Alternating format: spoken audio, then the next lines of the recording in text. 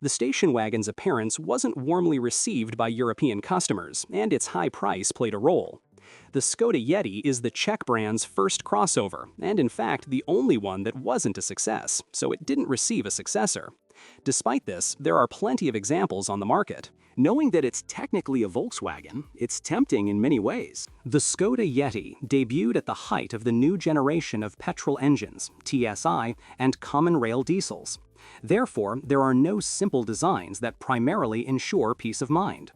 The Yeti utilizes almost the entire range of petrol engines from the TSI family, as well as 1.6 TDI and the larger 2.0 TDI diesels. After the facelift, the engines met the Euro 6 standard. The 1.2 and 1.4 petrol engines were changed from the EA111 to the EA211, and the 1.8 TSI unit was discontinued. The same happened in the diesel range. The new EA288 family replaced the EA189, and an SCR system with AdBlue was added.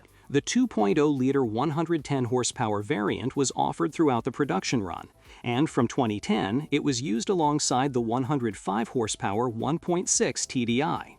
The two less powerful 2.0 TDI variants with 140 and 170 horsepower were replaced by a single 150 horsepower version. The list below indicates which engine versions were paired with 4x4 drive. The Skoda Yeti offered a full range of manual 5- and 6-speed and automatic 6- and 7-speed DSG transmissions. 5-speed manual transmissions were only fitted to the least powerful diesel engines, 1.6 TDI and 2.0 TDI, 110 hydrogen phosphide.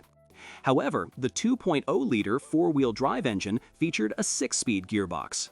Automatic transmissions were offered as an option on almost all engines, except for the 160 HP 1.8 TSI.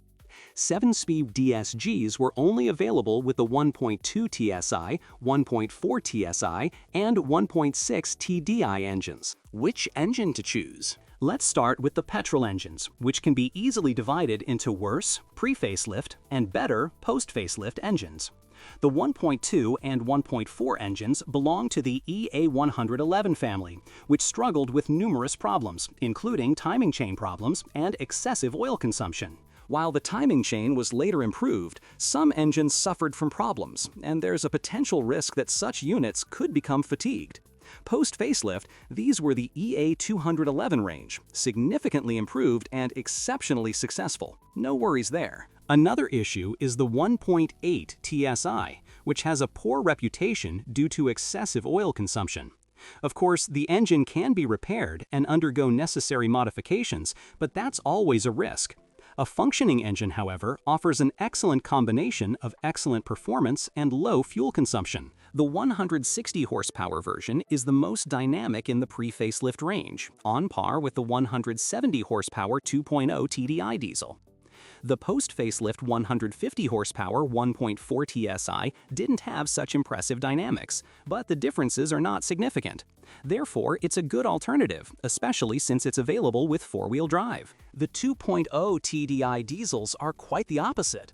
The pre-facelift engines are less problematic due to their fewer environmentally friendly features. However, the post-facelift engines are more refined in terms of design. In terms of durability, these engines are very similar. On the one hand, it's better to buy an older diesel with a less sophisticated exhaust gas aftertreatment system, but this has its drawbacks, higher mileage and lower emission standards. On the other hand, choosing a newer car means more opportunities to travel in clean transport zones and a more refined engine design, albeit with more complex components. In reality, it doesn't really matter which variant you choose. The 1.6 TDI engine is limited to front-wheel drive, but it's a good design, almost a twin to the larger 2.0 TDI. It uses less fuel, around 5 liters per 100 kilometers, but lacks dynamics, accelerating to 100 kilometers per hour in about 12 seconds. It's worth noting, however, that the 2.0 TDI diesel uses only slightly more, around 6 liters per 100 kilometers. Essentially, the only engine that's really risky is the 1.8 TSI, though tempting in terms of performance. In my opinion, a 1.2-liter TSI makes no sense in the Skoda Yeti, too little power and not much better fuel consumption. The optimal petrol engine, both pre- and post-facelift, is the 1.4 TSI, regardless of power output. It's better to buy a facelifted one, but pre-facelift engines can also be in decent condition and, in the worst case, can be repaired. The ideal petrol engine, in my opinion, is the 1.4 TSI with 150 horsepower. In the diesel range, there's no point in considering the 1.6 TDI, which is technically good but unnecessary. The 2.0 TDI offers better performance and comparable fuel consumption. I recommend either variant. Petrol or diesel? If we consider the facelifted 1.4 TSI and the diesel 2.0 TDI, they are comparable engines, though completely different in terms of operating costs. The 1.4 TSI offers a potentially lower risk of failure, especially expensive failure, at the cost of approximately 1 liter 100 kilometers higher fuel consumption, which clearly answers the question. The facelifted 1.4 TSI is the best choice. Typical faults. TSI engines with a displacement of 1.2 or 1.4 liters can suffer from turbocharging problems, excessive oil consumption, fuel accumulation in the oil, and premature timing belt wear. Head gasket failure and lubrication problems can also occur, which can lead to more serious failure or even require engine replacement. However, repair kits are available. After a facelift, this engine doesn't cause any major problems, it just needs servicing. The 1.8 TSI engine, with its oil problem, can be fixed by replacing a complete set of pistons and improved rings. Costs are discussed in the next chapter, which eliminates its biggest problem. Diesel engines are prone to classic environmental issues. DPF filters and EGR valves can become clogged. Newer models have problems with the SCR system. The injection system is quite durable, but the 1.6 TDI injectors are less resistant to fuel contaminants. Nowadays, however, even piezoelectric injectors, made by Bosch, can be rebuilt. Oil leaks are noticeable in pre-facelift and newer 1.6 TDI engines. Another concern for Yeti owners may be the DSG gearbox. While manual transmissions are highly durable, 7-speed automatics are less so.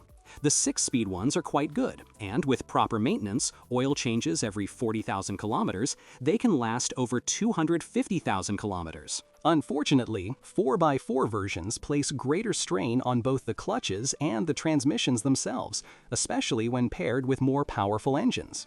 The Haldex four-wheel drive system itself is durable, although it does require oil changes. This is quite expensive, costing around Euro 600 to 800 euros at a garage willing to perform the job. It's worth remembering that a liter of oil costs around 100 euros. Mechanically, aside from the engine and DSG gearbox, the Yeti is a very durable and generally trouble-free car. More issues appear in the bodywork, corrosion of the chassis and sheet metal edges, and there are numerous paint chips. There are also some issues with the electrical systems, including the central locking, multimedia system, and xenon headlights. Maintenance costs. A timing belt replacement kit for a 1.2 TSI costs around 1,200 euros, while the original one costs over 2,000 euros. A few hundred euros are an additional cost for a 1.4 TSI engine. For this pre-facelift engine, if it's worn out, you can buy a complete kit that includes the timing chain drive, pistons, head gasket, bearings, and the necessary replacement bolts. The cost of such a kit is around 2,700 euros.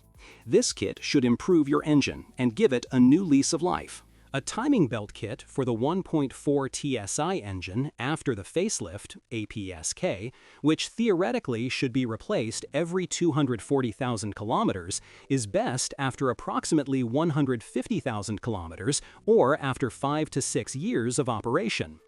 The necessary parts for replacement, including the rollers and water pump, cost around 650 euros. The 1.8 TSI engine may be more expensive. Timing belt replacement parts, 3 chains, cost around Euro 800–1,200, depending on the variant, plus labor.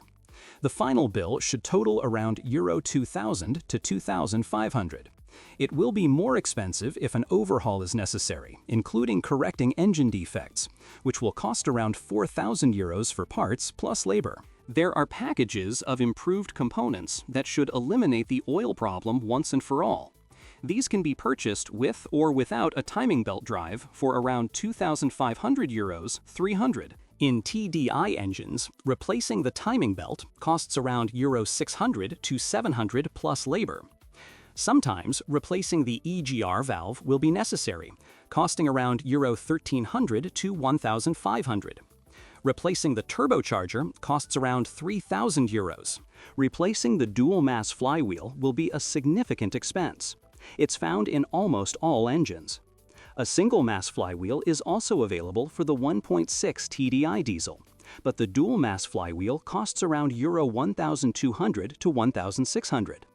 Prices for the 2.0 TDI are similar, although some automatic transmission variants can cost up to €2,600.